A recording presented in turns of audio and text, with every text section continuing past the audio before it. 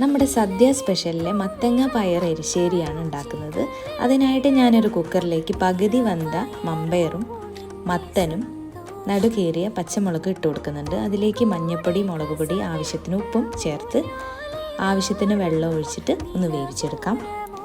അരപ്പ് റെഡിയാക്കാം. അതിനായി തേങ്ങയും ചെറിയ ഉള്ളിയും വെളുത്തുള്ളിയും ചെറിയ ജീരകവും ആവശ്യത്തിന് വെള്ളവും ചേർത്ത് അരച്ചെടുക്കാം. നമ്മുടെ മമ്പയറും മത്തനും റെഡി ആയിട്ടുണ്ട്. അതിലേക്ക് തേങ്ങ ആഡ് ചെയ്യാം. ഇനി വെളിച്ചെണ്ണ ഒഴിച്ച് കടുകും കറിവേപ്പിലയും ഇട്ട് അതിലേക്ക് കുറച്ച് നാളികേരവും ഇട്ട് നന്നായിട്ട് ഇളക്കി കൊടുക്കാം. നാളികേരം ഒരു ഗോൾഡൻ കളറാകുമ്പോൾ അതിലേക്ക് നമ്മൾ വേവിച്ച് വെച്ച മത്തനും മമ്പയറും ഇട്ട് കൊടുക്കാം.